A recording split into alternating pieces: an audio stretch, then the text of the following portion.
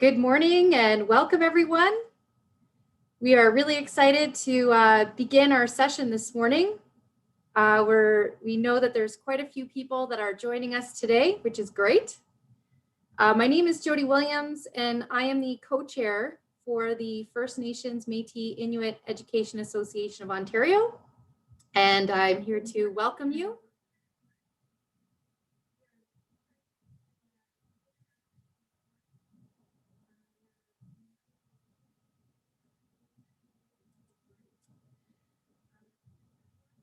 So just to let you know a little bit about who we are in terms of an organization and how it is that we are bringing this to you today. So our organization is called the First Nations Métis Inuit Education Association of Ontario, and we provide professional development, learning opportunities and resources to support Indigenous education across the province. Our organization is guided by an Elders Advisory Council, and our elders many of them are residential school survivors, fluent language speakers, and they really guide and develop and help with the work that we develop and put out across the province. So I'm going to turn it over now to a good friend of mine and colleague, an amazing person, Isaac Murdoch, who's going to be sharing with us today some really important information as we are entering into Treaties Recognition Week this week in Ontario. So welcome, Isaac. Hi, Jody. Thank you for the introduction, as always. And I hope that wherever you are, it's beautiful and sunny and not snowing. I want to take the time to welcome everybody that's joining us. Ani Boju, Manzanap Kinige Goanabe, Indigenous cause. Genibiguk Shibigajwat and Don Chaba, Gnoji and Do Dem. My name is Isaac Murdoch. I'm from Serpent River First Nation, and I'm from the Fish Clan. And I just want to take a little bit of time before we start to acknowledge this beautiful sacred earth that we're all a part of. I want to acknowledge the birds, that they have safe travels, when they're going back to their other homelands. I wanted to give thanks for all of the animals that have buried themselves in the ground, the frogs, the snakes, the turtles. And I wish them a really good rest because I know they deserve it because they spend so much time giving us beautiful. I want to give thanks for the bears that are digging themselves in the ground too. I want to thank the bears for their knowledge and for their sacred walk on this earth. I also want to give thanks to the rains and the snows that come and nourish this earth with life. There's so much power in snow. There's so much sacredness in snow.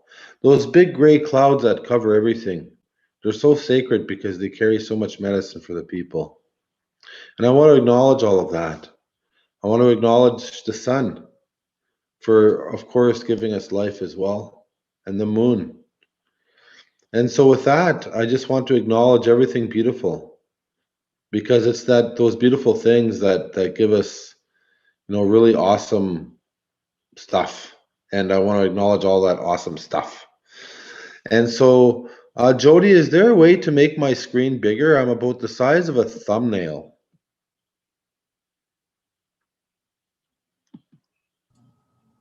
Well, on our end, you're full screen, so I'm not sure. It's showing on our end that you are full screen. Okay, on my end, it's just a tiny little thing. But that's fine. We can deal with it. Hey, there you go. What did you do? You made it work. Okay, also, I'm only seeing 2 participants. Is there more participants on here, Jody?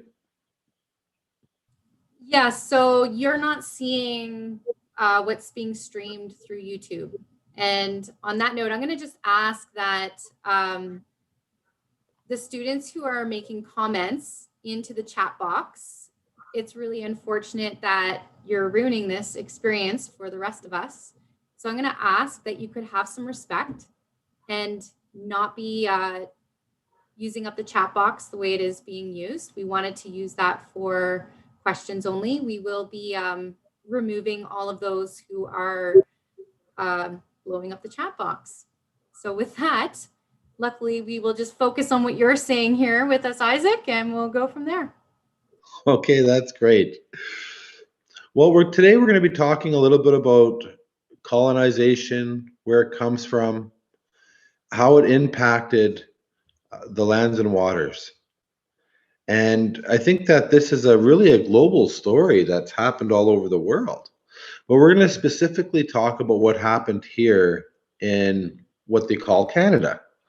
And I think it's really important to kind of go through some of the history and from the beginning so that it can unfold, and it has very key points to it that'll explain everything in the end, and why colonialism is not good and how it impacted the environment. But first I want to kind of explain colonialism, because colonialism is a word that we sometimes hear, but it's also a word that, or it's an idea that's really hard to explain. And so there's different definitions of colonialism. The one that I like to use the most, because we're specifically going to be talking about what happened here on these lands, we're going to be talking about the French and the British. And so colonialism is when the French and British came, they forced their government systems, their languages, their laws, their jurisdiction, their religious beliefs on the indigenous people. And that's called colonization, when you're trying to get a group of people to think and act and be like you. And the reason why they call it colonialism is because it was the colonies that arrived here that started doing that work. And so it was the French colonies and the British colonies that started to colonize. And that's where the actual word colonization comes from. So let's go right back to the beginning. Of course, we know that Spain, Portugal, and France, and Britain or England, they all wanted to try to have the Americas. And the British, of course, they wanted to have the whole world. And their catchphrase was, "The sun will never set on the British Empire," because the world was round, and it still is round, and they figured that because they would own the whole world, that the sun would never set ever in the British Empire, because they'd own the whole world. And so during that time when they arrived in the Americas, their plan was to definitely take over the whole world. But so did other countries. I mean, Spain didn't even bat an eye when they said they wanted to take over. And same with France. I mean, there was a huge struggle between those three countries. And of course, when they got here, of course, Spain and Portugal started to put their flags all over the place. The French started to put their flags all over. Britain started to put their flags all over, because they were showing that they had authorization through something called the doctrine of discovery. Now, through the Catholic Church, they received permission to go to different lands, conquer and kill indigenous people that weren't Christians. And so it was through this understanding that they were able to go and put their flags wherever they wanted and take that land if the people were not Christian. And so under that notion, of course, that's what happened. Samuel de Champlain started to put his flags all over the Great Lakes. The British started to put their flags all over the place. Of course, further down south, the Spaniards in Portugal started to put their flags. And under this doctrine of discovery, this belief that you could have land from so-called pagans or take land from pagans, they started to actually do it and enforce those beliefs where they could actually kill indigenous people that were not Christians and take their lands. And that's exactly what they did in the beginning. And so the beginning is a horror story, really. There was a genocide right from the start. Of course, they started to fight over the same lands. So the French and the Spanish and the British, they wanted to have it all. And so they started to fight with each other. And one of the most famous fights that we're going to talk about happened at somewhere called the Plains of Abraham, where the French and the British fought. And whoever won that war back in the 1700s, the middle of the 1700s, whoever won that war was able to claim that land as theirs. And so the British defeated the French on the Plains of Abraham and, of course, assumed that they could lay their title over these lands. And they did. They started to put their flags all over. They defeated the French. They had agreements with the French. And that's how the British were able to claim that this was crown land. This is where the terminology of crown land comes into. And crown land is basically land that is said to be owned by the crown, and it's all of the land that's not being used, but it's also the land that's being used. So crown land can have title on it. It can have municipal title, provincial title. It can have a private title, but it's still crown land. So all of the land in Canada is deemed as crown land, which is not true. But the British were able to start to assume that. Well, as soon as they started to assume, that crown land was something, the native people started to resist and started to push back. And the British created something called the Royal Proclamation. I understand this is boring history stuff, but you got to know this because it's leading up to something better. Stay with me. So the Royal Proclamation was made, and it basically said, that we will respect Indigenous lands. The British had made this proclamation stating that we won't molest the lands, and that whatever you do, Indigenous people, don't sell your land to the French. And it basically said we were nations of people and that they were going to respect us in that way. Well, many of our people in my tribe, the Anishinaabe tribe, did not like that and continued to go to war with the British.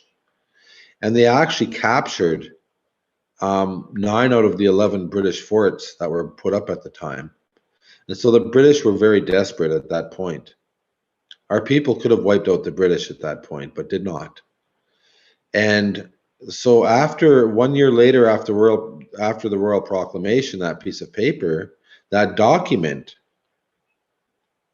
of course, came the Treaty of Niagara in 1764. So the Royal Proclamation was in 1763. A year later, they came with the Treaty of Niagara. And the British made this Treaty of Niagara Wampum Belt, which is called the Great Covenant Chain Wampum Belt and the 24 Nations of Wampum Belt.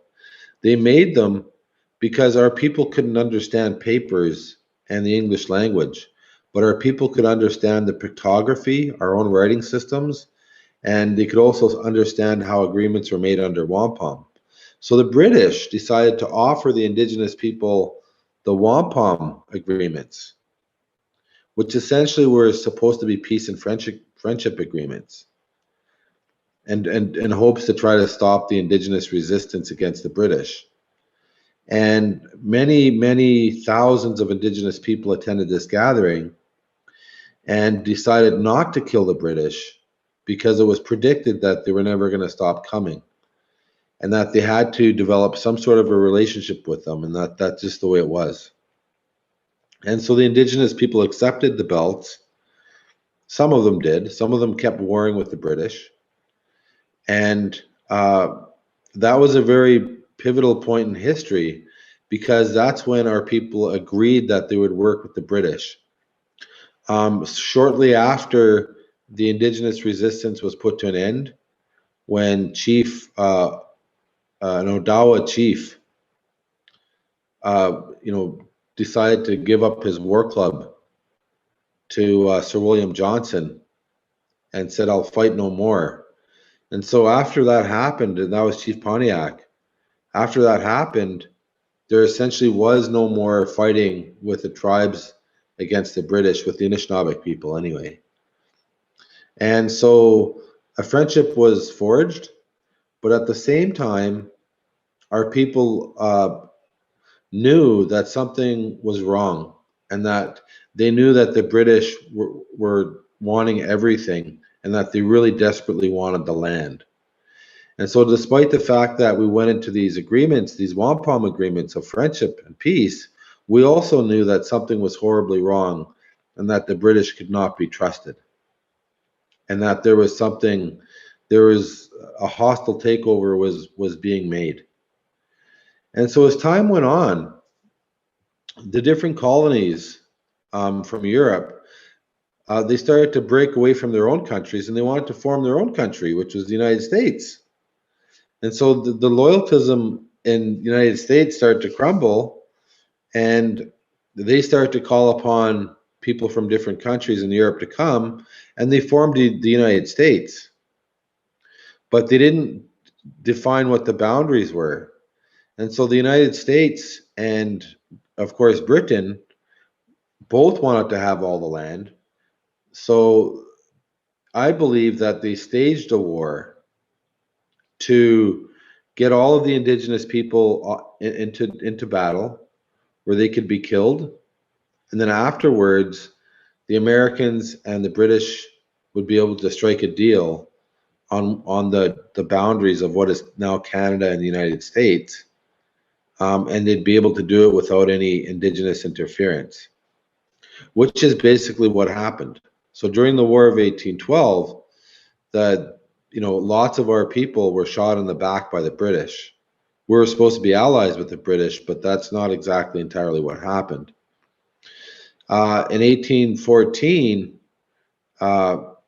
2 years after they started the battle, they went to Belgium and they made a treaty called the Treaty of Ghent. And that's where they defined the boundaries of what is now Canada and the United States. There was no Indigenous people at that treaty. So at that time, there's an assumed ideation or jurisdiction that all of what is now Canada would be Crown land. But that's false, because the Indigenous people that fought in the War of 1812 were fighting to protect their homelands. They weren't fighting for the British so that they could have all of this to be Crown land. That's ridiculous. Why would Indigenous people fight for their lands just to give it to the British? It does not make sense. So historically, that's where that was probably one of the biggest land thefts in the history of the whole entire world, was the Treaty of Ghent. And so at that point, the British started to do logging and mining and those types of things.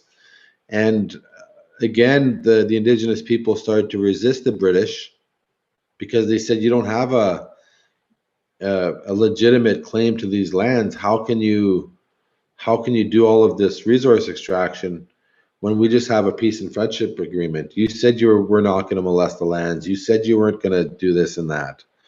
And so that, of course, this resistance or this rebellion that the Indigenous people were having, of course, forced the British government to go into treaty. And of course, that turned out to be a disaster. I can only really speak about my treaty, but the Robinson-Huron Treaty, where my people signed on to, was a complete lie, because our people didn't understand English. And so when they went into these negotiations, there was a huge amount of trickery. There was a huge amount of forgery. There was a huge amount of lying that took place on part of the British. and the written documents are a lie. But here's what our people did agree to. We agreed that the British would have safe passage through the waters. We agreed that they could have farms and live and have their livelihood in the forests, in the lands. That they could have gardens, and of course have their livestock. We agreed that we would protect their children. We agreed that the length of 6 humans on every shoreline of every waterway would not be disturbed, and that it was free for anybody to use to sleep and to camp. Because of course back in those days everybody traveled by canoe. It was also understood that nobody was to dig deeper than the depth of a hand width, because the indigenous people believe that there's serpents and underground beings that cannot be disturbed. And so those were the agreements that our people agreed to. But the written documents say it's a cede and surrender, and that the lands will be held in trust by the crown forever, which is a lie. We did not give our lands to the crown forever. That's an assumed jurisdiction based on the doctrine of discovery stuff that we talked about earlier. So after the treaty was made, of course, the colonies in what's now called Canada started to break away from England, and they're saying, let's form our own country. And of course, they created Canada. And so Canada is the first British colony to actually break away from England and form their own country. And once they formed Canada, they still had an allegiance with the crown. But they also inherited something called the Indian problem, which was a free roaming people that had their own language, their own government, they had their own way of life, they had their own sustainable economy, they had their own judicial system. They had it all. There was a free people that were wandering the forest and living their lives as hunters and gatherers, and they were nations. And this was called the Indian problem because they were going to interfere with resource extraction. So Canada created something called the Indian Act, which was to contain Indigenous people, of course, get them off the land, force them onto reservations, where they could be, of course, filtered into colonization. And that's exactly what happened. So eventually, the people started to be controlled by this legislation. And the Indian Act started to, the laws and some of the policies within there start to remove Indigenous people from the lands onto the reserves, and they start to take away the children, and they start to put the children into residential schools where they could be brainwashed and they could be convinced that they had to live another way of life, and that being native was wrong, and that being native was bad. And so the languages were banned, the ceremonies were banned, people had to have a pass to leave the reservations, all of those things. And so it was a very, very racist part of history that was based on white supremacy. And so it was, the Indian Act is based on blood quantum. It's based on the superiority complex of white supremacy. And what's really neat about the Indian Act is that it was so successful that other countries start to say, look what Canada is doing. They're able to control all of those Indigenous people without any wars, without any resistance. What are they doing? How are they able to control them? And of course, it was through colonization. They start to colonize Indigenous people, reducing the threat of the Indian problem. And so people like in South Africa came to study the Indian Act. And of course, in Germany, they started to study the Indian Act because in Germany, they wanted to know how to control Jewish people and other people. In South Africa, the governments wanted to know how to control the blacks. And so they created these cards because, of course, that's that was part of the system of oppression. Was you had to have a card, a name, a number, all of that stuff. Your blood quantum was all on this card. Your associate to who your family was, those types of things. And so, of course, the when you look at the Indian status card, the tribal card in South Africa, and the Jewish card, they're virtually all the same. And so I don't know, Jody, if you have a picture of all three of them together. There's the Jewish card right there. And then of course we have the tribal card. And then last but not least, we have the Indian status card. And let me remind you that the Indian status card is the only one that's left. It's the only one in effect. And so this is this card here is based on white supremacy. It's based on the notion that Indigenous people were going to be filtered into Canadian society and that they were going to dissolve and no longer be. And so there was a genocide that came with the Indian Act. And if you look at the top left-hand corner, you're going to see the Canadian flag. And so Canada imposes or forces its nationhood upon Indigenous people. So I'm Anishinaabeg. I'm not Canadian because I was born Anishinaabeg. How can I be Canadian when I'm Anishinaabeg? That's like me going down to Brantford or something and saying, you're Anishinaabeg. And actually the person is not. They'd be like, what's up with you, dude? Like, get a hold of yourself. I feel the same way. It's like, come on, I'm not Canadian. I'm Anishinaabeg. You can't force your nationhood on somebody else. That's wrong. And that's a power move by the government. That's a control tactic. Right beside the flag, you're going to read the word Indian and Northern Affairs Canada. So Indian, of course, we're not Indians. Like I'm Anishinaabeg, and so I'm not an Indian. And then you have Indian and Northern Affairs.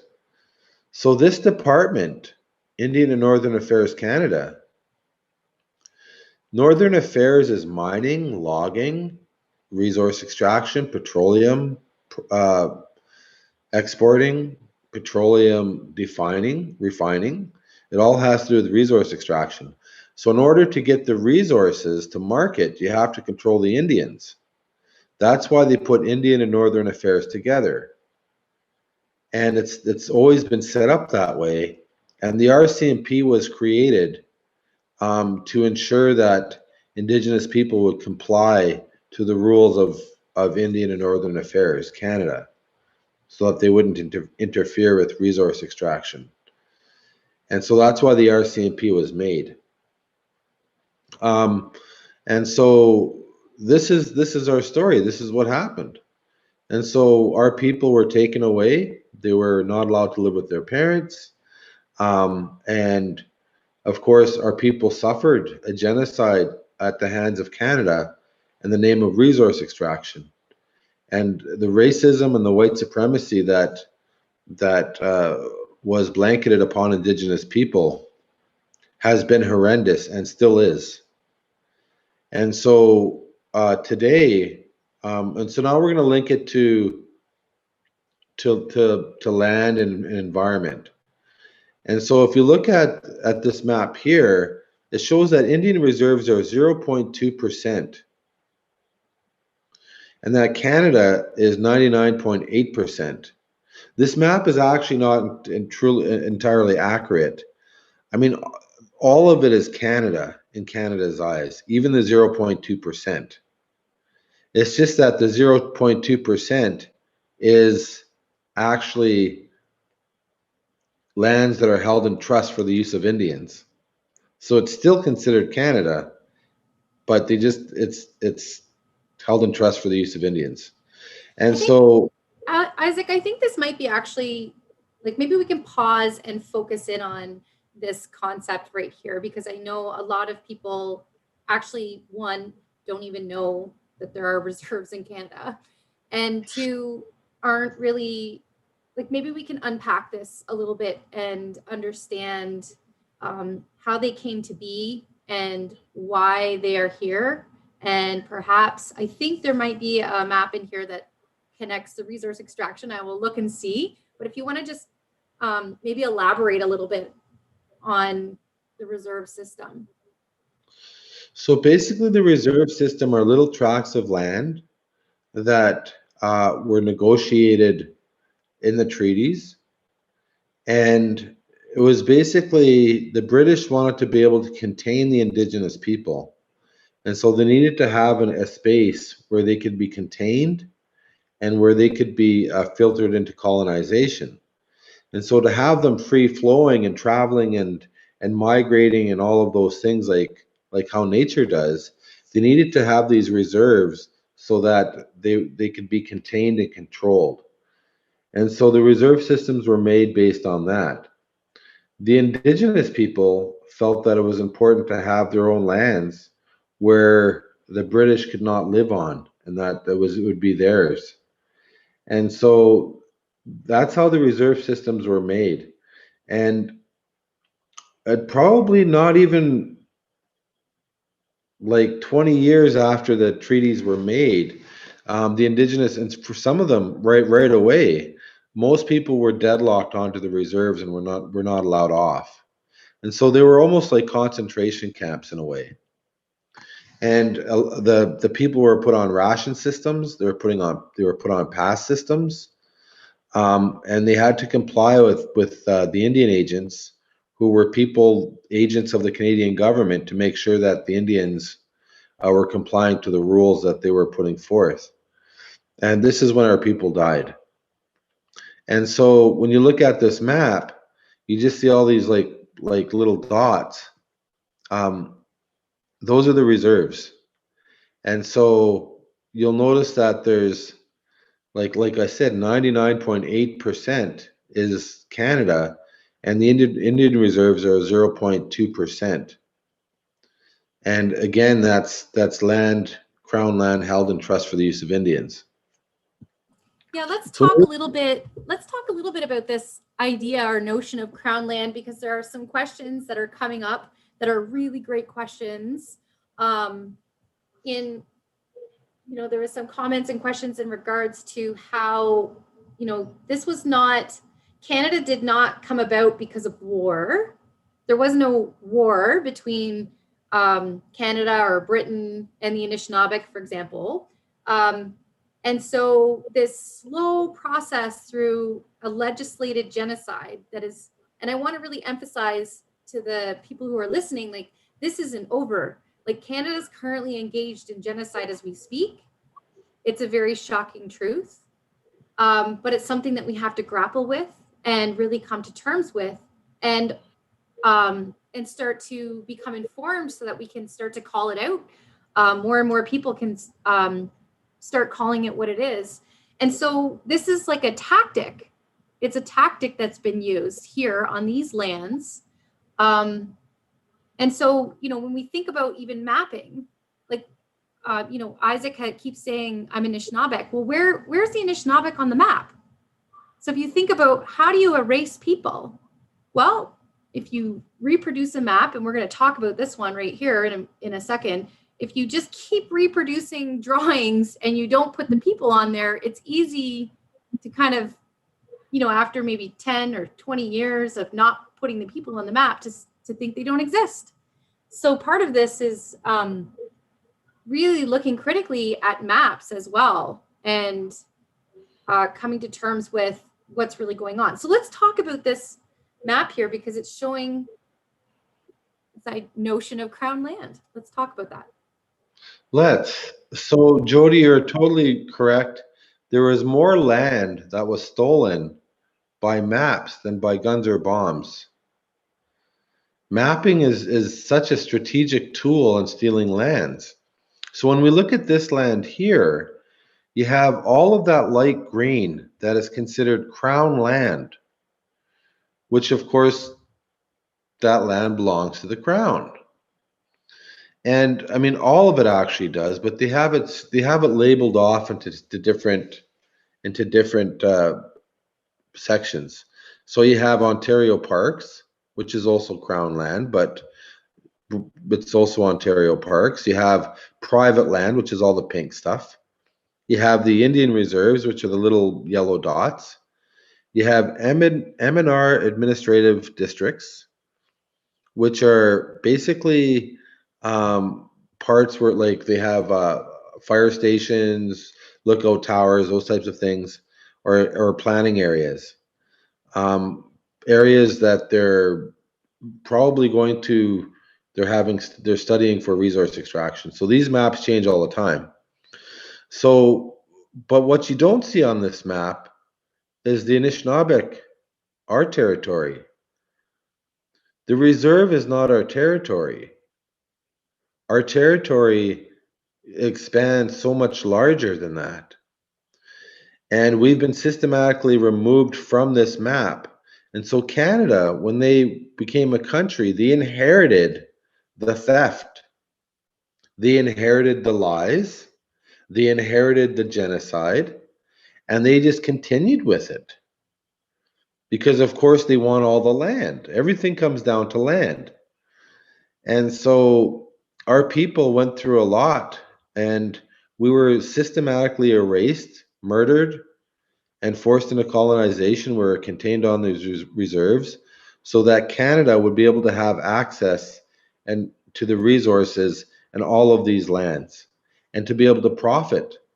And so you look at all of the pink, private land or federal land. All of that land is, regular people buying their houses, paying their taxes, and that land automatically, the taxations of those lands go to the government. And so there's a system here that was brought over from Europe, where it's the whole land system. It's a foreign system here, and these systems go against our natural laws here on these lands. So when you look in the south and you see the reserves down there, when all of that is private land, how are they supposed to exercise their inherent indigenous responsibilities to protect the land and to utilize the land so that their families can eat? And so So they have a hard time. let's let's kind of pause because there's some questions coming up around getting some understanding with respect to the notion of this land as Canada's, and that and so maybe to try and explain to the viewers that this is actually Indigenous land. This is not Canada's land. So there's a bit of a problem here. And this is where we get into the treaty discussion as well. But this understanding of inherent rights and responsibilities, to the notion of land was never surrendered in these agreements. Like this, this was about sharing land, and then this very quick maneuver through Canada's legislation to basically flip all these agreements upside down and try and have jurisdiction. So I think it's really important that we focus on this notion of, maybe it's jurisdiction, I'm probably not using the right words, but to get students to understand that this is actually Indigenous land. Right. So I can only speak for the Anishinaabe, for my people. I can speak about that. And we never had a treaty with Canada. Canada didn't even exist with our treaty with the British. And so we have no treaty with Canada. So how can Canada have our lands? Those are not Canadian lands. Those are Anishinaabe lands. And they were stolen. And so how can you you know, get something that you didn't pay for, or that there was no agreement to. We agreed that the British, specifically the British, could live in our territory. And so the colonial treaties really don't meet today's needs of society. And so these old colonial treaties, I think they don't serve today's purposes. And so again, Canada, uh, assumes jurisdiction because they believe they inherited these treaties. And we never agreed to that. We never once agreed that Canada would be a treaty partner. I mean, these types of things wouldn't stand in a legal situation. Like, you can't do business like that. That's bad business. That's called cheating, and that's called lying, and that's called stealing. And so we consider the lands, we consider it Turtle Island, and we don't believe that we call this place Canada because it was stolen. And we don't acknowledge, and there was a genocide. They killed many Indigenous people for these lands. And I don't want to call it Canada because it wasn't legitimately developed. It was created through a genocide of Indigenous people, and it's very, very, very offensive. And so I believe that we have a lot of work to do, and that Indigenous people are growing in population. We're the highest growing population on the planet, and changes are going to happen. And how we see, in 50 years, how we see things, how we do things, is going to be drastically different than it is now. A lot of the racism is weird, because a lot of the racism in so-called Canada against Indigenous people stems from this rights-based agenda that the land is Canada's, and that somehow Indigenous people are less than. And so there's all of these racist remarks that happen against Indigenous people. For example, you're drunks. You can't look after your kids. You're welfare bums. You always have your handouts. You always get everything for free. Blah, blah, blah, blah, blah. Not true. Money received by First Nations are not even tax dollars. It's payment from land and resources, treaty annuities, interest payments, and mostly from a federally controlled trust fund. And so, it's not like the taxpayers are paying for to pay. They're not paying for the genocide against Indigenous people, and we don't get free stuff. And we don't. There's how many communities that don't have clean drinking water just in Ontario? How many First Nation communities? Lots. Yeah, let's kind of unpack that a little bit too, because I think that's another piece that people are unaware of. So if we think about even within the confines of Ontario, that the government will provide clean water for some people and not for others. So when we're talking about the ultimate form of racism here, and this is what we want people to start to make connections to, is, these are basic human rights that people are not, that people don't have. So let's talk a little bit about water. It's more than human rights. It's different than human rights, because it's not the right to have water. There's an actual physical need to have water. So what's happening is not a human rights violation. It's actually a genocide.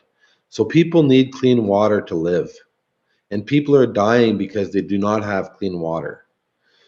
And so it's more than a human rights issue. It's actually a genocide issue that's built again upon white supremacy, Because how can it be that so many First Nation communities don't have clean drinking water? And yet at the same time, you have all of these other communities that do.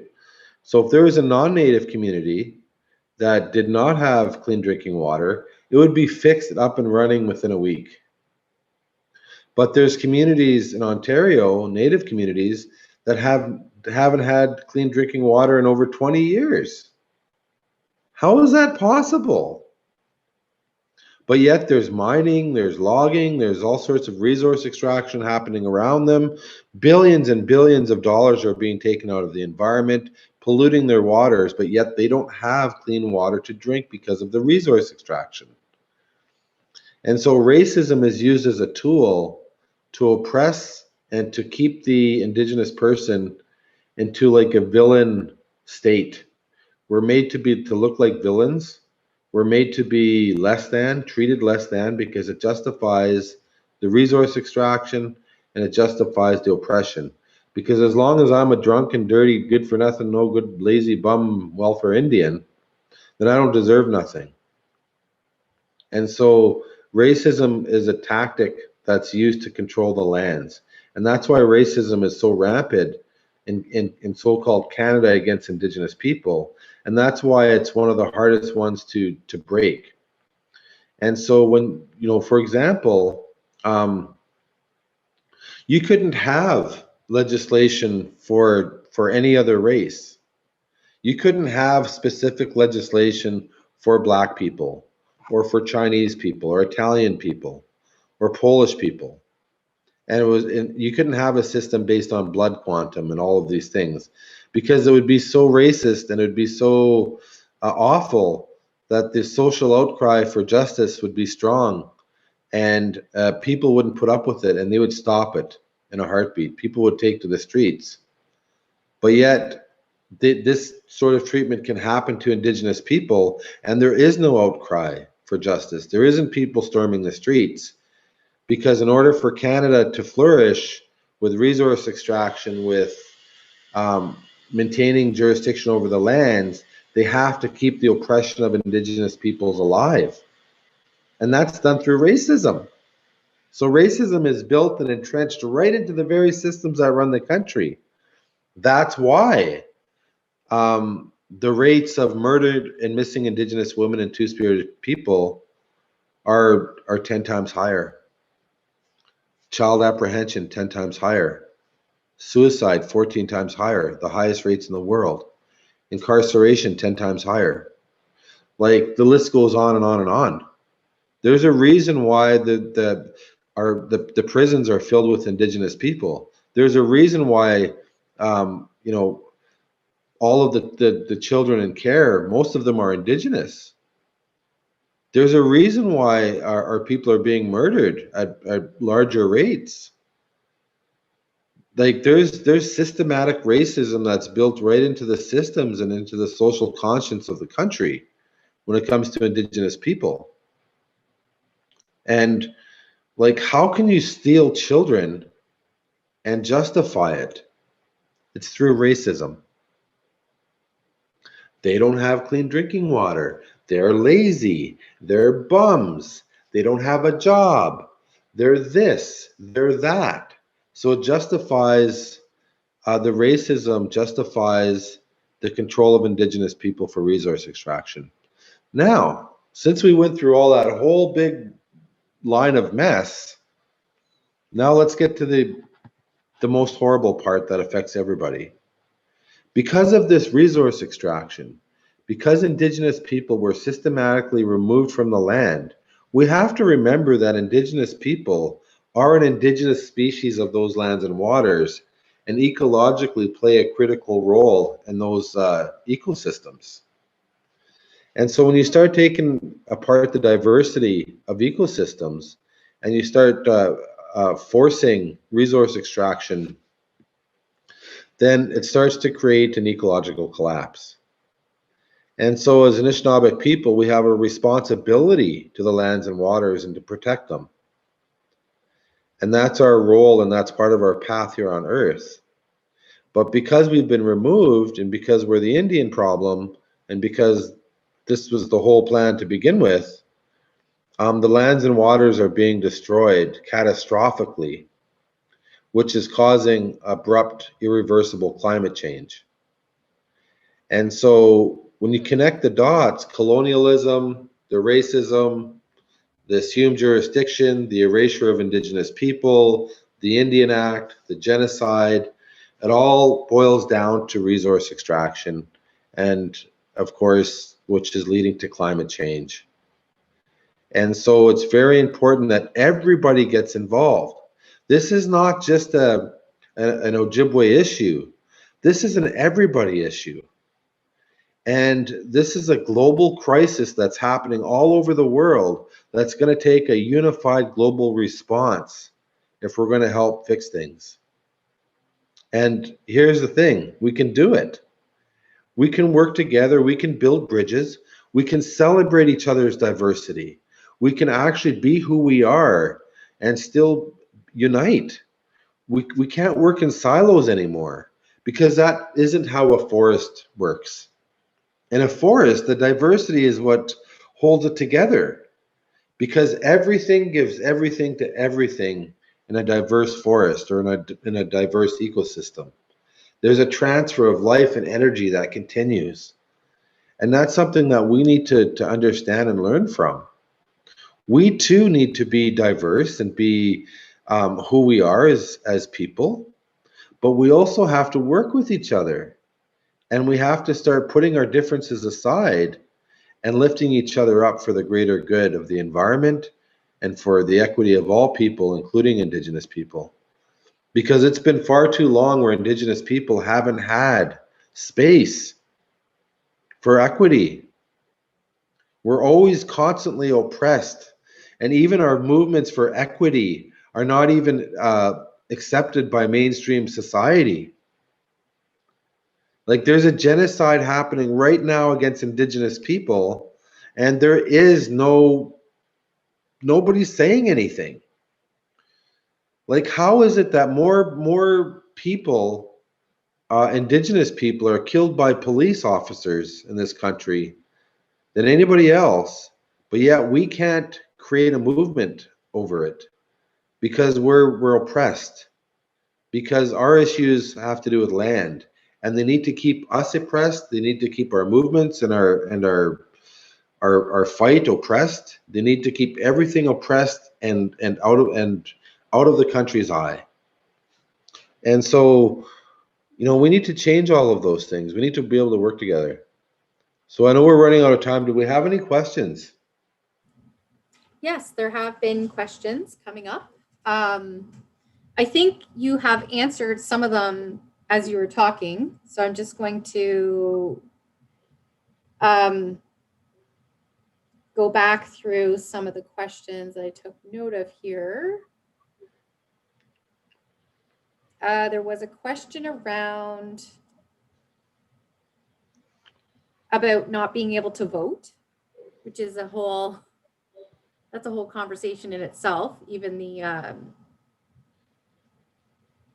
I don't know if we have time to dive into the details around that, but that was a tactic under the Indian Act around not being able to have representation in court or any legal representation either. I think that, historically, Indigenous people weren't allowed to vote. They weren't allowed to get lawyers. They weren't allowed to stand up for themselves because they were viewed as less than human.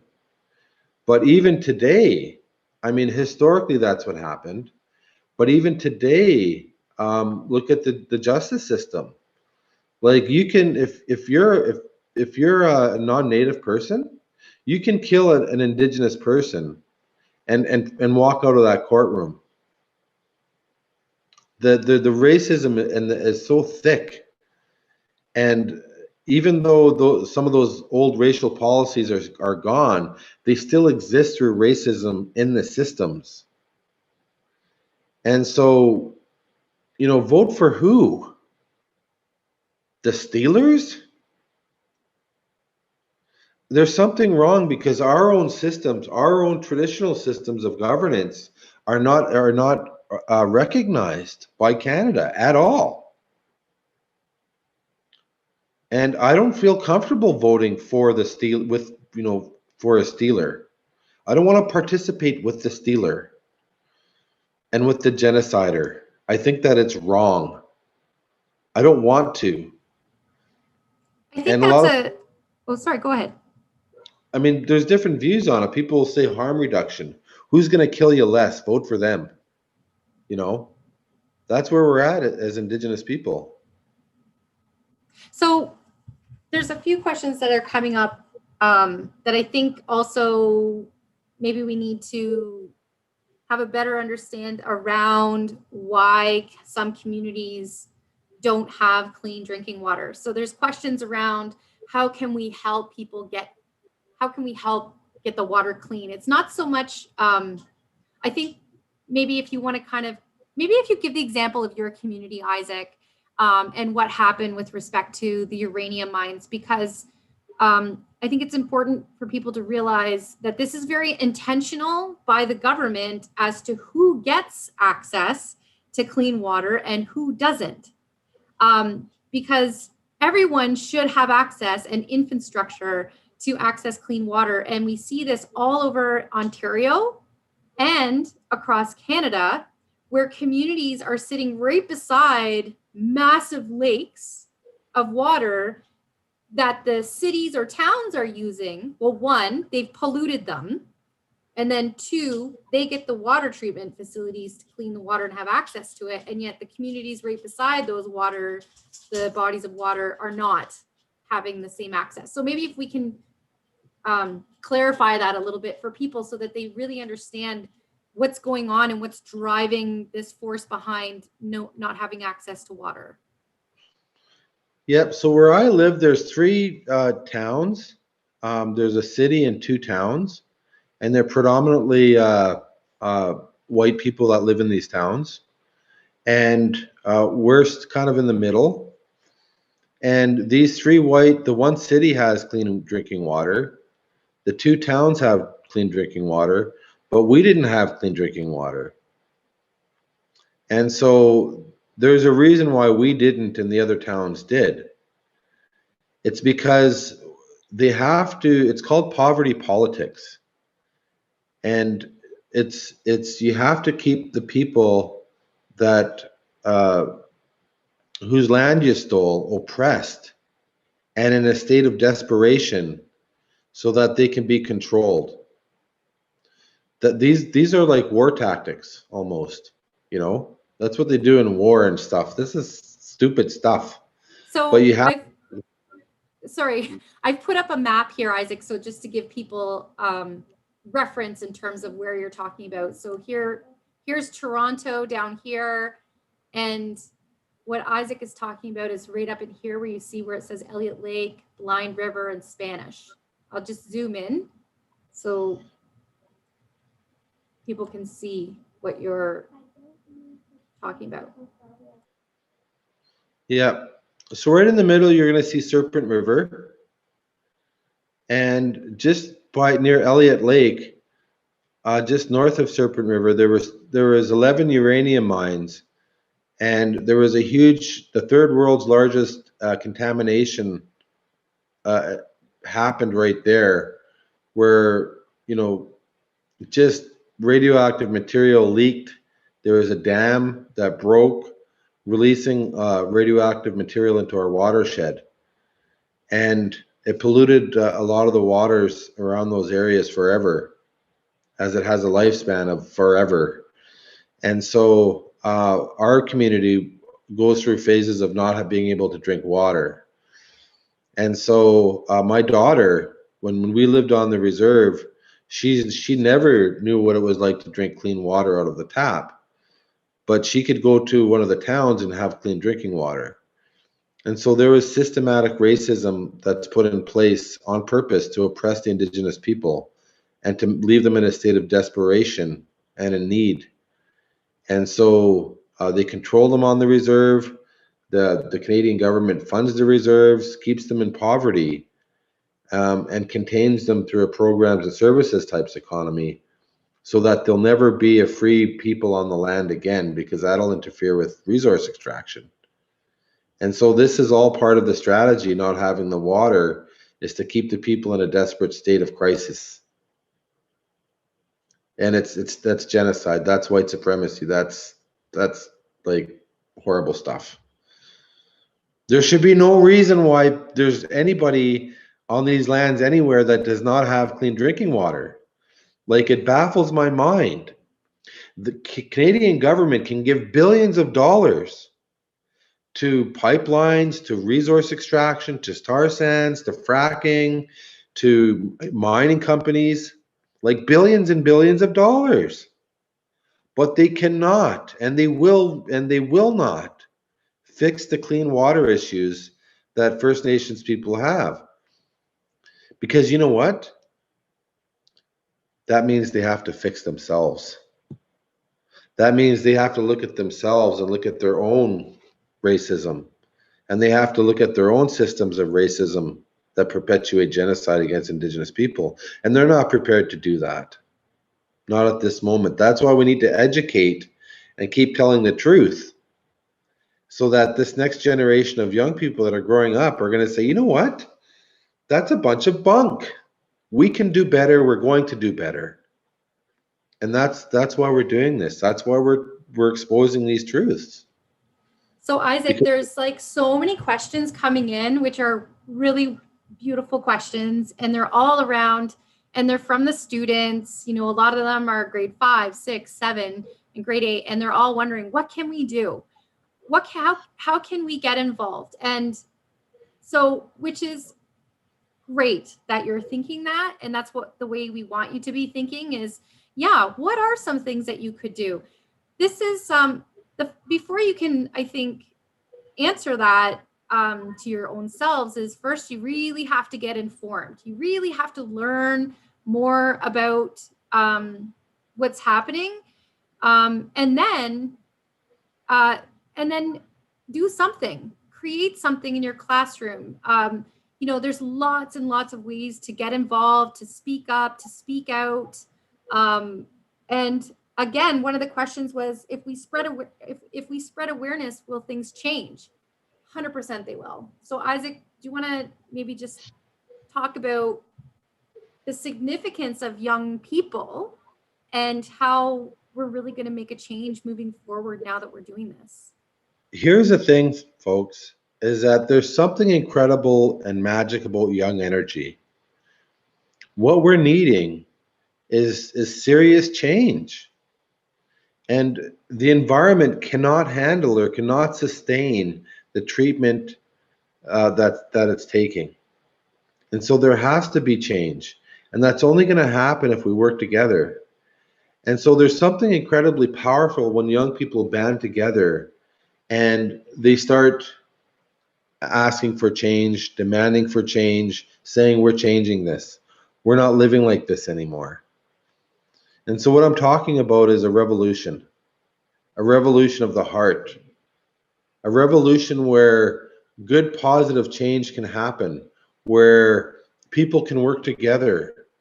I'm talking about building a beautiful place for everybody, so that those old systems, those old colonial, racist, white supremacist systems are not in use anymore.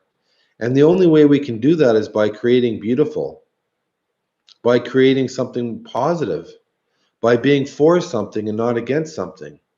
We can do this by uniting and saying, you know what, we have a collective responsibility as human beings. And let me tell you, when young people gather together, nobody can stop them. I mean, if you get all these young people together, you know, hitting the streets and demanding change, nobody can stop you. Because you're right. The police can't stop you. The militarized police, the army, the governments, nobody can stop you. If you really banded together and went for it, automatically we change the world.